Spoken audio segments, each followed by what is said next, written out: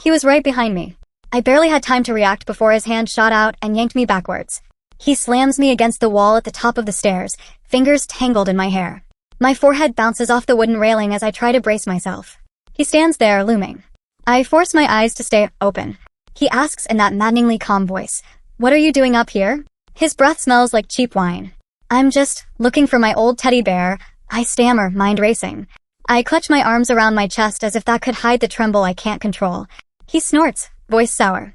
"You're a terrible liar, just like your father," he spits. He steps closer, and I can see the hard glint in his eyes. The flashlight beam wavers. I try not to cry. His hand grips my wrist, cold and hard. I gasp but hold still. Then I notice something, my phone lying a few feet away on the attic floor. The screen has a flashing red light. I'm recording. He lets go and reaches into my pocket, twisting through it. I bite my lip to stop my whimper. The attic door creaks. I hear Mom's heels on the stairs. Brandon straightens up, releasing me. I sink to my knees and clutch the wooden floor as tears prick my eyes. His eyes flick to mine. He stiffens when Mom calls out behind him, "Why are you two up here?" For a moment, everything pauses. My heart is pounding so hard I'm sure Mom can hear it even from below. I know I should scream, tell her the truth, but I'm frozen. I have to keep it together. To make sense of what I'm feeling now, I have to start at the beginning. I was 13 when Mom first introduced me to Brandon. Dad had been convicted of manslaughter 5 months earlier, and our lives had fallen apart. I remember that April night like a nightmare I couldn't escape. We were at Sullivan's bar, Dad's favorite place, just the two of us. He had come straight from work and insisted I stay sober. "Just Coke for me, kiddo," he'd said, nudging a glass of cola toward me. I sat on a high stool next to him, fiddling with an old coin, giggling at one of his corny jokes. His gentle laugh filled the bar. Then Dad disappeared into the dingy bathroom. I finished my soda and put on a smile. A few minutes later, I heard screaming. Dad burst out covered in blood. His eyes were wild. "Someone call 911, he yelled. I stumbled off the stool and ran to the phone in the back corner. Yes, of course, I yelled as I dialed 911 on my flip phone. When I turned back, 2 police officers were at the bathroom door. I dragged Dad behind me. "He's dying," Dad panted, holding an arm over a wound. I tried to help him. The officers exchanged a glance. "Miss, please step aside," the taller one said quietly, gripping Dad's shoulder. Dad pulled away, panic in his eyes. "No. He's hurt. He needs an ambulance." Then without another word, the cop cuffed my father's wrists hard. Dad screamed, blood still staining his t-shirt. "I didn't do it. I swear to God. I was trying to save him." A crowd gathered, but the police ignored him, marching him out the door and into a squad car as I fell back on a bar stool. Mom arrived breathless and terrified just then. She watched, rooted to the spot, as the police shoved Dad into the back seat. That night, through a glass partition, I saw him again for the first time since. My father was wearing an orange jail jumpsuit and looking older, thinner. But when our eyes met, I saw the same gentle, loving man I'd known all my life. He pressed his hand to the glass. I pressed mine against it. His whisper crackled through the speaker. "Lauren." I couldn't answer. My throat was tight. He had tears in his eyes. He mouthed words, but all I could do was shake my head. A guard cleared his throat. Dad wiped his eyes and just sat silently, staring at my reflection. My mom later told me, more firmly than kindly, "Your father is in jail because he killed someone. You have to stay away from him now. He's a monster who hurt a man." I was furious, but I couldn't argue. The police had whisked everything away in a blur. Still, I couldn't shake a gnawing feeling. My dad had never hurt anyone before. When we said goodbye that day, he took my hand one last time. "It's not your fault," he mouthed silently. His eyes told me he believed me, even if no one else did. For the next 5 months, life was a blur of half-truths and second-guessing. Mom tried to act like none of it had happened. Then one evening not long after Dad was taken away, she introduced me to Brandon as if it was the most normal thing in the world. "Lauren," she said over dinner one night, her voice too bright, "this is Brandon. He's going to be your new father from now on. Call him Daddy, okay?" My stomach dropped. The man beside me, who had been joking with Mom about a car show, was now supposed to be my father?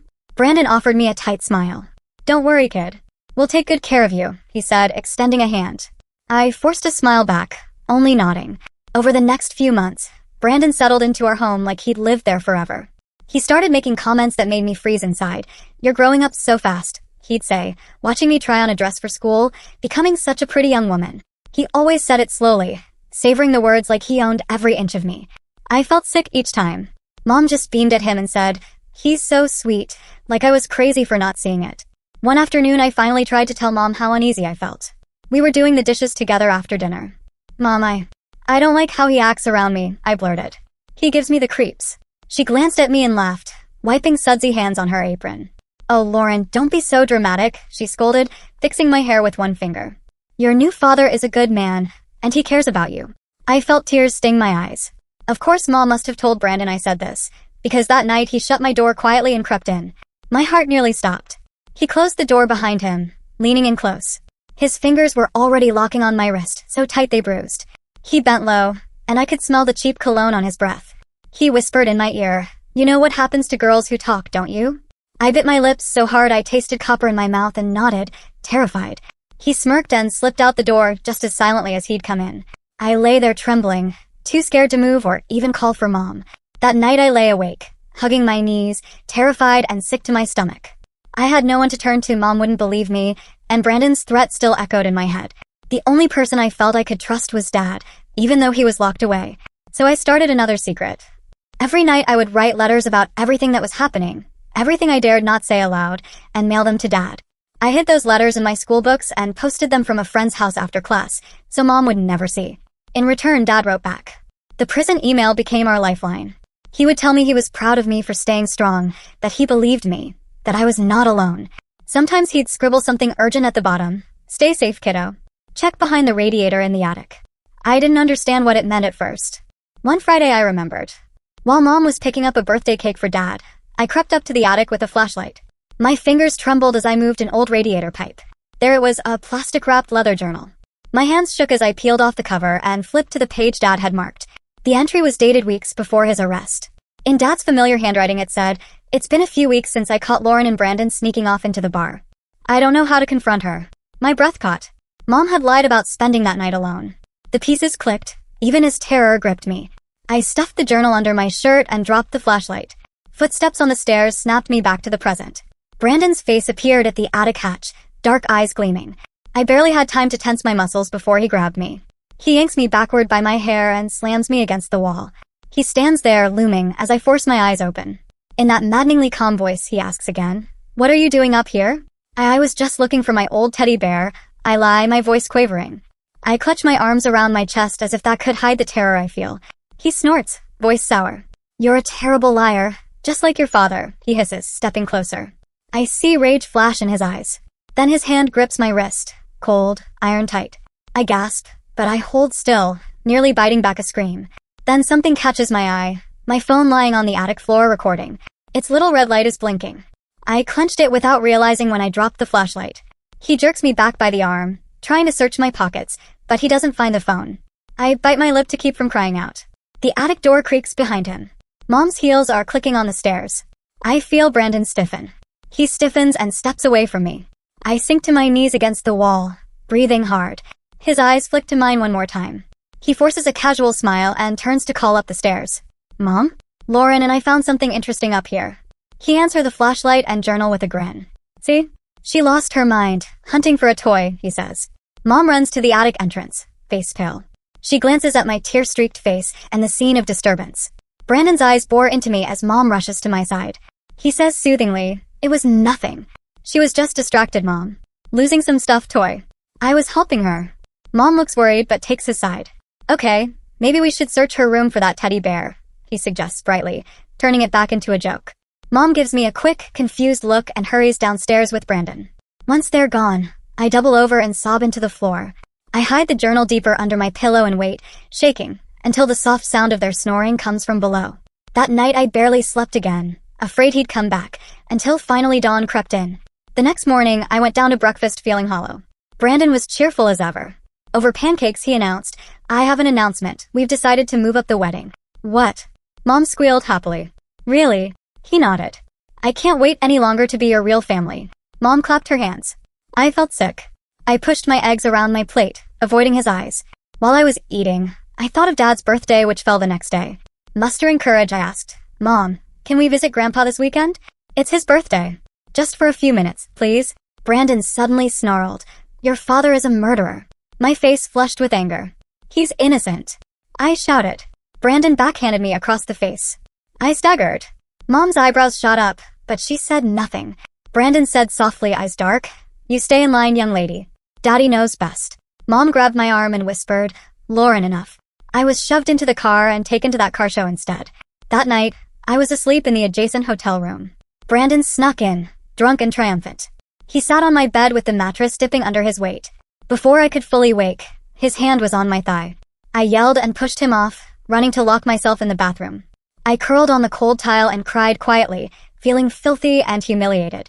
I felt so alone. We drove home the next day, utterly broken. It got worse quickly. That weekend, Mom found the letters I'd been hiding. In a blind panic, she burned them in our backyard fire pit while I watched. When I rushed into my room afterwards, she was tearing open my backpack. She held up one of the printed journal pages with Brandon's eyes on it. "You've really gone crazy, Lauren," she said. Brandon was behind her, smirking. "Look at this. She's got fantasies about us, Mom. Look how she even copies your husband's handwriting in these sick little stories." Mom's face went white. Brandon planted seeds. Maybe she needs therapy or that boarding school I mentioned. He acted concerned for my mental health. In a horror I can't describe, I realized they were sending me away for good. Right there, Mom told me I was leaving for a strict boarding school in another state on Monday. No phone, no visits for 6 months. I went numb. It was his plan to shut me up. That Saturday morning, as soon as Mom and Brandon drove out, I slipped my backpack on and ran to my friend Ashley's house. Ashley hid me in her room as I dialed Uncle Henry's number on her landline, hands shaking. He answered, gravelly and gentle, on the third ring. "Uncle Henry, it's me, Lauren," I panted. Within a few frantic minutes, I spilled everything. Henry's voice turned calm but firm. "I believe you," he said. "Meet me at the public library tomorrow after school. Don't do anything else, okay?" After lunch the next day, I practically ran into the library. Uncle Henry was waiting in the parking lot.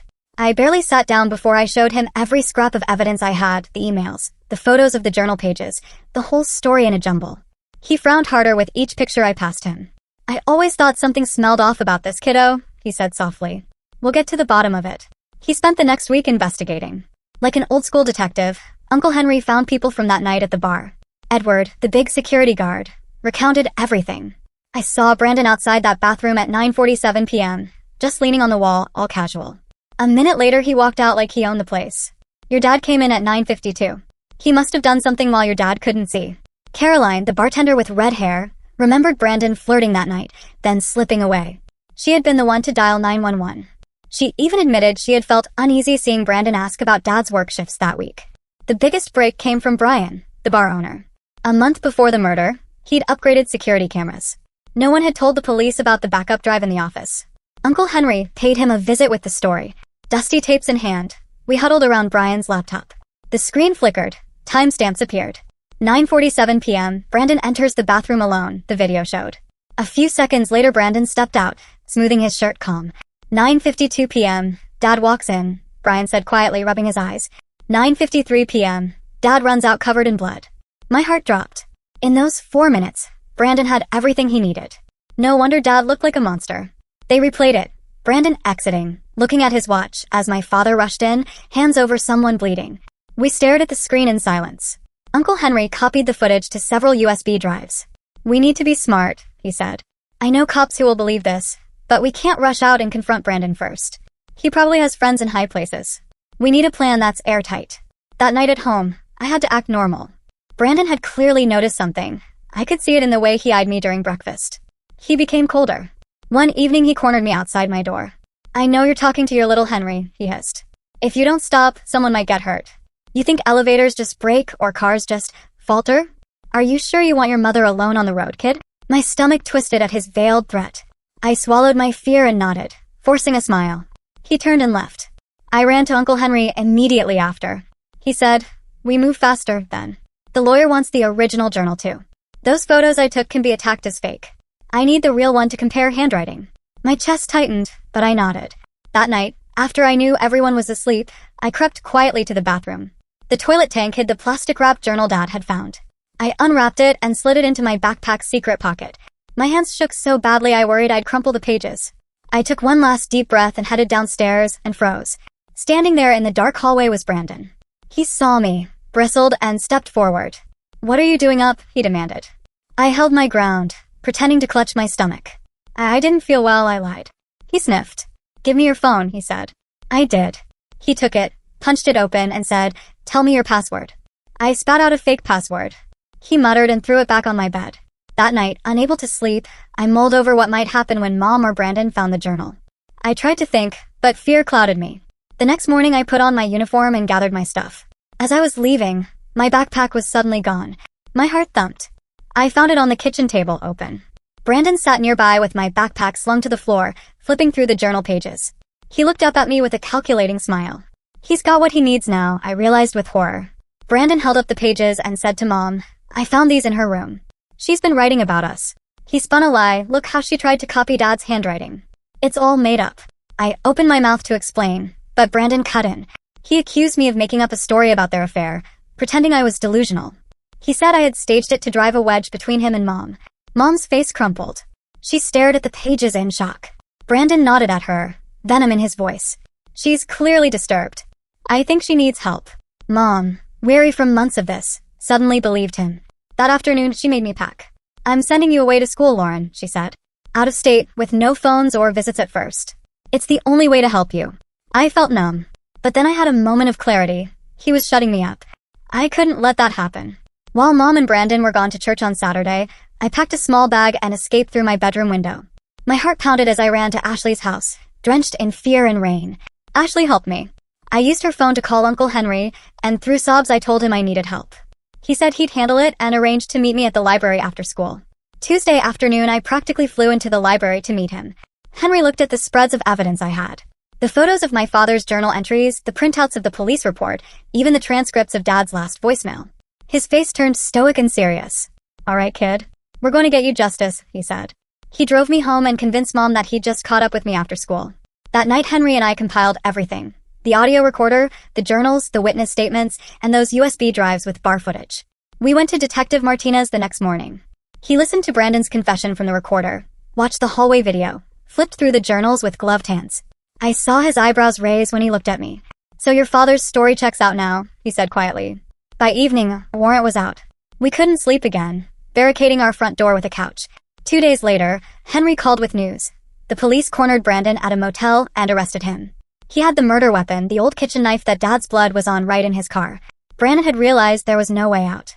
In jail, he fought us for a while, but once all the evidence was presented, he broke. He confessed fully to framing Dad and to everything else. The police said he'd done this before, at least 3 other unsolved murders. The judge ended up sentencing him to life without parole. When he was let out in chains, I felt only cold emptiness. The day after the verdict, Detective Martinez called Dad's lawyer with the news we'd all hoped for. Dad's conviction was overturned immediately. After 8 months behind bars for a crime he didn't commit, my father was coming home. We drove to the prison in silence. Mom and I squeezed together in the back seat. The gates clanged open and I saw him step out. He looked the same but older and thinner, wearing Dad's old suit that was almost too big now. Our eyes met and I turned into his arms. I wept uncontrollably. He held me so tight. I missed you so much, he whispered into my hair. He smelled like soap and sadness, but it was my dad. Mom stood back a little, guilt all over her face. Dad said softly, "Let's just go home, sweetheart." I knew he meant to us, his family. On the drive home, Dad kept asking small questions. He gently ran his fingers over the new house keys. At home, he walked through room by room, touching the furniture. The house had been cleared of Brandon's things. It felt quiet. That night, Dad slept on the couch. I found him at 3 a.m. in the kitchen making coffee with shaking hands. I pulled up a chair. We didn't say much for a long time. Finally, he looked at me and said, "Are you really okay?" I nodded, then told him everything, every piece of this nightmare I had lived. I tried to keep it together, but I couldn't. I choked out the story about the journal, the threats. Dad's eyes burned with anger and sorrow. We spent the next days fighting to catch up on life. Dad's lawyer worked to clear his record completely. Police took fingerprints from the murder weapon we found to match. Every day we got good news. Dad refused the state's compensation for wrongful imprisonment. "I just want normal, please," he said. Mom moved out within weeks. Her guilt was suffocating her. She rented a small apartment across town, wanting space. One morning, Dad found her at the door. She began to cry and apologize, begging to come back. He just said gently, "Take care of yourself. This family needs time." He closed the door softly. I didn't look back. Summer came. Dad went back to work with Uncle Henry in construction. By day, he talked to me about math homework or new books. By night, we had routines. Cooking dinner together, walking with Mr. Whiskers, the stray cat we adopted, in the yard, planning vacations for someday. Dad still jumped at loud noises and wouldn't sleep with his back to the door, so I'd left mine ajar. We both had nightmares for a while. But each month he grew stronger. He even started to smile more around Caroline, the kind bartender who had helped us. Caroline began joining us on weekends, quietly bringing us spaghetti dinners and never treating me like a child. School started again, but nothing felt normal. I walked the halls under a new spotlight. Half the kids whispered about that girl with the crazy mom and scary stepdad. A few classmates were mean, but others, like Ashley, wouldn't leave my side. She and a couple good friends made me bracelets that said strength on them. My teachers were kinder too, but I didn't want their pity. I just wanted to be invisible. To cope, I began wearing makeup and dressing how I liked, things I had been scared to do before. I joined the debate team. Arguing made me feel powerful. I told myself I would study criminal justice, maybe become a lawyer one day, to help people who are silenced like I was. Summer turned to fall, and I focused on small joys. One Saturday, we all, Dad, Caroline, Uncle Henry, and his kids, went to a baseball game. The twins, Elijah and John, playfully tackled me under the bleachers, and Deb sat next to Dad eating cotton candy. For a few hours, I forgot about everything and just laughed. Dad threw a perfect pitch to one of the kids and said to me, "Your turn." When I swung a plastic bat and missed, he pretended to fish me out of the ground. I punched him playfully. I realized how lucky I was. We still had each other. Therapy helped too. I started seeing Dr. Cheryl once a week. In her sunny office, I learned it wasn't my fault, that I had been incredibly brave. I cried sometimes talking about trust and anger, but she made me feel normal. Dad went to a support group with Uncle Henry and said it made him feel less alone too. By winter, things had settled. Dad and I even got braces at the same time, which he later jokingly called justice for all the times I was mean about needing a second pair of glasses. We cheered each other on at the orthodontist. We cooked hot chocolate together by the fireplace. On Christmas morning, Dad surprised me with a new clarinet for school band. I cried again, happy in the smallest way. The day of my high school graduation, Dad showed up in the audience with tears glistening in his eyes. I wore that blue dress he bought me to school way back in spring. When I walked across stage, he was right there in his seat cheering so loud. Afterward, he hugged me and said, "We did it, kiddo. I'm so proud of you." Now, sometimes when I sit on the porch swing with Dad watching fireflies, I let myself hope again. The world isn't perfect, and maybe it never will be, but we survived the worst thing I can imagine. Every day I feel a little stronger, a little more like myself. I still think about Mom sometimes. Maybe she's getting help. Maybe she's okay. But the thing is, I'm okay now too. And I learned something important. If something feels wrong, you have to fight. Because even when the world tried to silence me, I found a way to speak. I fought for Dad's innocence. And finally someone listened. That has to mean everything.